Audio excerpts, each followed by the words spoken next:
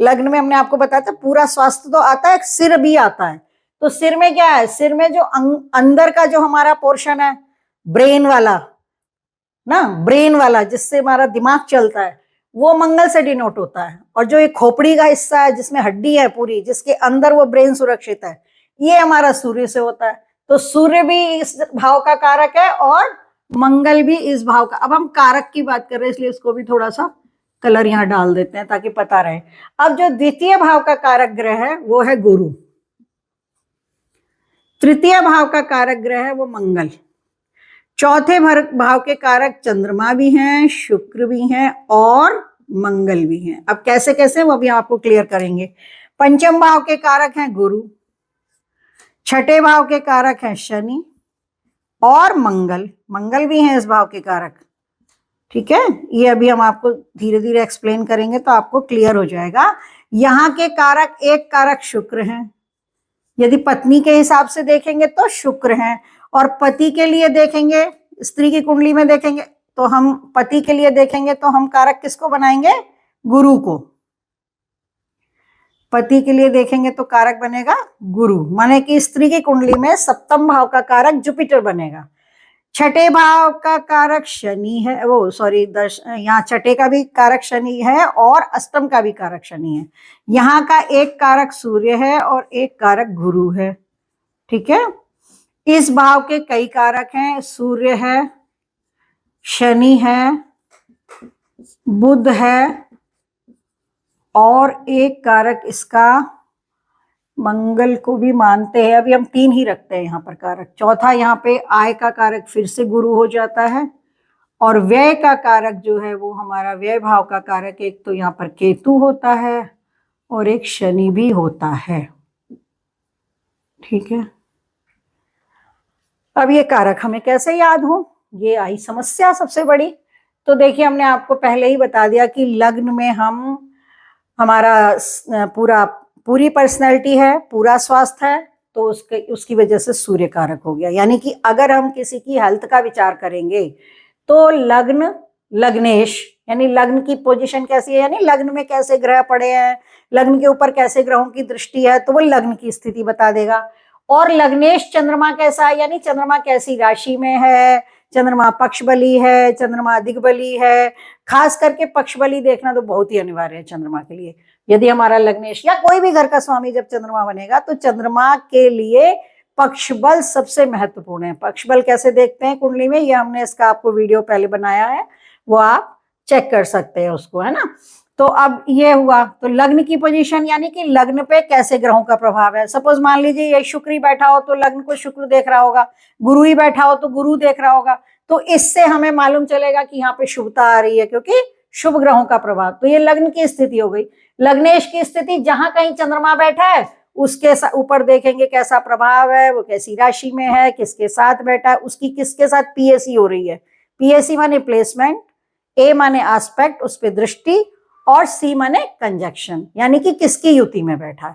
तो ये 3 चीजें एक ग्रह के बारे में देखनी होती हैं, कहाँ बैठा है ना, और किसकी दृष्टि है उसके ऊपर और किसके साथ बैठा है। तो इसको पीएसी बोलते हैं, प्लेसमेंट, एस्पेक्ट एंड कंजक्शन, यानी कि स्थिति, उसके ऊपर दृष्टि और उसकी युति, कॉम्बिनेशन कंजक्शन कुछ भी कहा जा सकता है कि किसके साथ बैठा हुआ है। ठीक है, तो हमने बताया ना कि जब हम प्रेडिक्शन करने चलेंगे तो लग्न लग्नेश को देखने के बाद सबसे पहले यही देखेंगे किस हाउस का। मान लीजिए मैरिज का क्वेश्चन आ रहा है तो सप्तम भाव की पोजीशन देखी जाएगी, फिर सप्तमेश की पोजीशन देखी जाएगी, फिर इस हाउस के जो कारक हैं। यदि कोई लड़की हुई तो गुरु की स्थिति देखेंगे, यदि कोई लड़के की कुंडली आई है तो शुक्र की स्थिति। क्यों? क्योंकि सप्तम भाव के कारक कौन कौन है, शुक्र और गुरु हैं। ठीक है, अब हमने बताया सेकंड हाउस। अब सेकंड हाउस का कैसे याद हो, सेकंड हाउस आपको बताया था बैंक बैलेंस है, हमारा संचित धन है। तो बैंक बैलेंस और संचित धन, रुपए पैसे का संबंध गुरु से है ही है, तो सेकंड हाउस का कारक गुरु हो गया। वाणी का कारक भी गुरु है, ये बात पहले भी आई थी कि जिन लोगों के सेकंड हाउस का संबंध किसी भी तरीके से, किसी भी पीएससी के द्वारा गुरु से बनता है तो वो अच्छे वक्ता होते हैं। ठीक है, तो आप कुछ बड़े वक्ताओं की कुंडलियां अगर चेक करेंगे तो आप पाएंगे कि कहीं ना कहीं से गुरु उनको यहाँ से या यहाँ से या यहाँ से जो एस्पेक्ट है गुरु की, या तो पंचम दृष्टि से देख रहा होगा, या सप्तम दृष्टि से देख रहा होगा, या नवम दृष्टि से देख रहा होगा, तो वाणी को अच्छा करेगा, प्रखर वक्ता बनाएगा व्यक्ति को, है ना। तो ये दोनों तरह से वाणी का भी कारक गुरु हो गया, ठीक है, और धन का कारक भी गुरु है। धन कुटुंब वाणी आती है ना सेकंड हाउस में। अब थर्ड हाउस है, पराक्रम का है। मंगल हमने बताया था योग का, एक्सरसाइज का है, बाजू की तरह होता है, खून का दौरान है, मांसपेशियां का लॉर्ड है ये, और ये हाउस भी उसी तरह का है। तो ये इस थर्ड हाउस का ये कारक होता है। यानी कि अगर छोटे भाई बहनों की स्थिति देखनी है तो हमें थर्ड हाउस, थर्ड के मालिक, यहाँ पर जैसे बुध हो गया वो, और फिर मंगल, तीनों की ही पोजीशन को समझना पड़ेगा। तीनों का हमको तारतम्य बैठाना पड़ेगा कि इनमें तीनों में कोई सामंजस्य है कि नहीं, ये कितने पावरफुल है। इसी तरह से अब आप देख रहे होंगे कि चौथे घर में हमारे तीन तीन कारक आ गए। क्यों आ गए? क्योंकि ये माँ, माता, भूमि, भवन, वाहन का हाउस है और सुख का भाव है, ठीक है। तो अब आप ये देखिए कि चंद्रमा तो सीधे माता से ही रिलेटेड है, मन से और माता से रिलेटेड है, तो इसलिए चंद्रमा कारक है। अब शुक्र क्या है? लग्जरियस वाहन का, लग्जरी का, सुख का कारक है। हर प्रकार के सांसारिक सुख जो है, हमने बताया था सब तरह के सांसारिक सुख, विमेन, वाइन, वेल्थ, है ना, वाटर, इन सब का कारक शुक्र है। वाटर मतलब वाटर, आप सोचेंगे वाटर को क्यों जोड़ दिया यहाँ पे? वाटर को इसलिए जोड़ा कि पानी के बिना जीवन नहीं है। जब सभ्यता का भी विकास हुआ तो सबसे पहले सभ्यता विकसित हुई दरिया के किनारे, नदियों के किनारे, क्योंकि जल वहां पे इजीली अवेलेबल था। जल अवेलेबल था तो रहने सहने में भी आसानी हुई और खेती बाड़ी करने में आसानी होती है, ठीक है। तो इसलिए शुक्र यहाँ का कारक होता है। और मंगल, बड़े वाहनों का कारक मंगल है, जमीन का कारक मंगल है, भूमि का कारक मंगल है, तो इसलिए मंगल यहाँ का कारक है। तो ऐसे हम जब रिलेट कर करके याद करेंगे तो हमें ज्यादा देर नहीं लगेगी। एक चार्ट अपने पास हम बना के रख सकते हैं कारकों का, हाउसेस के कारक, भावों के कारक। अब पंचम भाव संतान का है, शिक्षा का है, दोनों ही चीजें जुपिटर से गवर्न होती हैं। शिक्षा, शिक्षा का विस्तार, हमारे ज्ञान का विस्तार, ये सब कुछ गुरु आकाश तत्व का मालिक है ना। आकाश का विस्तार अनंत है, इस छोर से लेके उस छोर तक आकाश का कोई ये किनारा ही नहीं दिखाई देता, कहाँ से शुरू है कहाँ खत्म है। तो अनंत विस्तार का जो लॉर्ड स्वामी बनता है वो प्लेनेट है जुपिटर, ठीक है। तो शिक्षा का भी कोई विस्तार की कोई सीमा नहीं होती, कितना भी आप पढ़ सकते हो, आजीवन लोग पढ़ते हैं, ठीक है। और इसी तरह से संतान का, संतति प्राप्त करने में जुपिटर का रोल होता है। यानी कि जब कोई जातक संतति प्राप्त करना चाहता है, विवाह के उपरांत उसकी संतान पाने की आयु हो रखी है, तो उस वक्त यदि गुरु का अंतर प्रत्यंतर या गुरु की दशा महादशा आती है तो उन्हें संतान प्राप्त होना, कहते हैं कि ब्लेसिंग्स मिल रही है आपको, ऊपर से गॉड गिफ्ट मिल रहा है कि अब आपको संतान प्राप्त हो सकती है इस समय पे, ठीक है। और भी हम जब डिटेल में पढ़ेंगे तो हमें और भी बहुत सारी चीजें पता चलेंगी। एक हल्का सा आपको हिंट दिया है कि गुरु कैसे संतान प्रदान करने में अपनी दशा अंतरदशा प्रत्यंतर दशा में मदद करता है। इसी तरह से अब ये वाला हाउस है, इस हाउस में क्या, एक तो रोग है, तो रोगों का सबसे बड़ा लॉर्ड कौन है? शनि है ना। बुढ़ापा, रोग, बीमारियां, तो यहाँ पे शनि कारक बन गया इस घर का। और ये लिटिगेशन का हाउस बताया था हमने आपको, कानूनी की पढ़ाई जो करते हैं बच्चे लोग, लॉ की पढ़ाई करते हैं, क्योंकि शत्रु आ गए ना, शत्रु होंगे तो शत्रुता होगी, शत्रुता होगी तो लड़ाई होगी, लड़ाई होगी तो फिर कानून आएगा सामने, ठीक है। तो कानून आएगा तो क्या मंगल की जरूरत पड़ेगी? अगर झगड़ा हो गया, मारपीट हो गई, तो भी वो मंगल की कृपा से ही होगी, क्योंकि मंगल में इतनी पावर है ना, उठाए किसी को पीट दे फटाक से, है ना। मंगल कर सकता है, चंद्रमा वाला नहीं करेगा कभी भी। तो इसलिए मंगल इस हाउस का कारक बन जाएगा, ये हमें याद हो सकता है आराम से।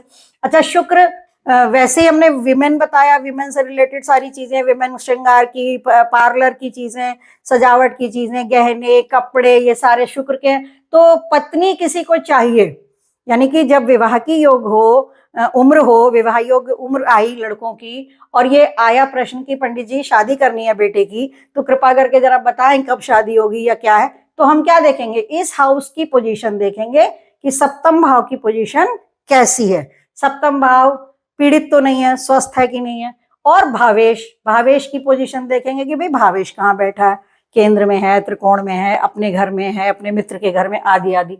और फिर हम शुक्र को एनालाइज करेंगे, क्योंकि शुक्र पत्नी का डायरेक्ट कारक है। तो शुक्र की कृपा जब होगी तो पत्नी मिलने में आसानी होगी, और शुक्र बढ़िया होगा, वेल प्लेस्ड होगा हमारी कुंडली में, तो हमें और भी चीजें पत्नी के साथ अदरवाइज सारे सुख साधन और लग्जरी की चीजें जो हम पहले बता चुके हैं वो सारी मिलेंगी। इस तरह से यदि किसी कन्या की कुंडली आई है और उसका भी विवाह का समय देखना होता है तो सप्तम भाव भावेश के साथ में जुपिटर की पोजीशन भी देखी जाती है कि जुपिटर कैसी पोजीशन में है। जुपिटर अगर अच्छा है, कहीं से जुपिटर की एस्पेक्ट 7th हाउस पे आ रही है तो अच्छा माना जाता है इसको। इस तरह से आयु का भाव है अष्टम भाव, तो यहाँ पे फिर से आयु का कारक होने के कारण शनि इसका कारक हो गया। यहाँ पर नवम भाव में या भाग्य भाव में ये पिता का भी भाव है ना, तो पिता का कारक हमने सूर्य बता चुके हैं आपको, तो इसलिए एक कारक, अब जब मतलब पिता के बारे में हम विचार करेंगे तो यहाँ का कारक सूर्य को लेंगे, और यदि हम भाग्य का विचार करेंगे या धर्म का विचार करेंगे या कर्तव्य का विचार करेंगे तो हम गुरु को कारक लेंगे। इस तरह से होता है, ये नहीं होता कि हम सबको पकड़ ले एक साथ। अकॉर्डिंग टू दी क्वेश्चन, पिता का भाव, पिता से संबंधित विचार करना तो सूर्य को कारक के तौर पे लिया जाएगा, और भाग्य के, जैसे हमने यहाँ बताया था आपको कि अगर हमें माता या मातृभूमि का विचार करना है तो चंद्रमा को कारक के तौर पे ले लेंगे, है ना। और जब हमें अगर बढ़िया घर बनाना है तो हम शुक्र को पकड़ेंगे कि भाई 4th हाउस के साथ साथ शुक्र की पोजीशन देख ली जाए। यदि हमें वाहन लेना है या जमीन प्रॉपर्टी का काम कर रहे हैं या करना है या जमीन प्रॉपर्टी खरीदनी होती है तो फिर हम यहाँ के कारक को मंगल को लेंगे, फिर इन दोनों को नहीं पकड़ेंगे, सिर्फ मंगल को पकड़ेंगे। भाव, भावेश और कारक, भाव को देखेंगे भावेश को और कारक के तौर पर यहाँ पे हम मंगल को ले लेंगे, ठीक है। इसी तरह से 10th हाउस ये कर्म का है, हम कोई भी कर्म, व्यवसाय, काम कैसा करेंगे उसके लिए ये 3 कारक हैं। देखिए शनि तो सेवाकारिता का ग्रह है ही, हम पहले भी बता चुके हैं, नौकरी का बड़ा कारक शनि है, तो शनि को एज ए कारक लिया जाएगा। बुध व्यापार का सबसे बड़ा कारक है, बुध कॉमर्स का बताया था हमने आपको, व्यापार का बताया था, व्यावहारिक बुद्धि का बताया था, और इसके अंदर थोड़ी राजकुमार ग्रह है तो थोड़ी चंचलता भी है, मतलब इतना सच्चा भी नहीं है ये, है ना। तो ये व्यापार का है, मतलब व्यापार में देखिए सब तरह का काम करना पड़ता है, हमें समझना भी पड़ता है कब हम स्टॉक करें कब नहीं करें, वो सारी बातें भी रहती हैं। तो ये बुध को हम यहाँ पे व्यापार के कारक के तौर पे लेंगे। कुछ प्रोफेशंस भी हैं, लेखन वगैरह हैं, कुछ प्रोफेशन भी हैं, ऐसा नहीं, अकाउंटेंट्स का काम है, बैंकिंग का काम है, तो उनमें भी बुध को कारक के तौर पे लिया जाएगा। पर व्यापार का सबसे बड़ा कारक, एक मतलब बिल्कुल जैसा कहते हैं ना यूनिवर्सल ट्रुथ के तौर पे हम लेते हैं कि सबसे पहले व्यापार की बात है तो बुध की पोजीशन देखी जाए। इसी तरह सूर्य हमने आपको बताया था कि सूर्य प्रशासनिक अधिकारी बनाता है, सरकार से लाभ देता है, तो सरकारी कामकाज देखना है, किसी को IAS PCS बनना है, किसी को सरकारी बैंकों में काम करना है या सरकार से संबंधित कोई भी काम करना है, राजदूत बनना है, किसी दूसरे देश में जाके काम करना है, जो भी हम गस्टेड ऑफिसर बनना है, गवर्नमेंट से मदद करनी है, गवर्नमेंट की मदद करनी है, गवर्नमेंट से मदद लेनी है, कुछ भी काम ऐसा हो जिसमें सरकार शब्द आता हो, अगर हमें स्कॉलरशिप भी लेनी है तो भी हम इस हाउस के कारक के तौर पे सूर्य को लेते हैं। मतलब जैसे कई बार बच्चे आते हैं कि मैम हम एग्जाम दे रहे हैं और हमको मतलब प्रशासनिक अधिकारी बनना है, SP बनना है, DM बनना है, ADM बनना है, जो भी उनको बनना होता है, बड़ा बड़ा कोई प्रोफेशन का उद्देश्य लेके चलते हैं, तो हम लोग भाव को देखते हैं, 10th हाउस को देखते हैं, उसके स्वामी को देखते हैं, जो भी बन रहा होगा दशमेश उसको देखेंगे, और सूर्य की पोजीशन को जरूर देखते हैं। हमने सूर्य के मामले में भी आपको बताया था कि लग्न का सूर्य और दशम भाव का सूर्य अक्सर अच्छी सरकारी नौकरी, पद प्रतिष्ठा देता है। तो पर ये व्यापार के लिए नहीं है, ये मतलब मोस्टली ये सर्विस के लिए प्लेनेट है। अब हम आ गए लाभ भाव पे।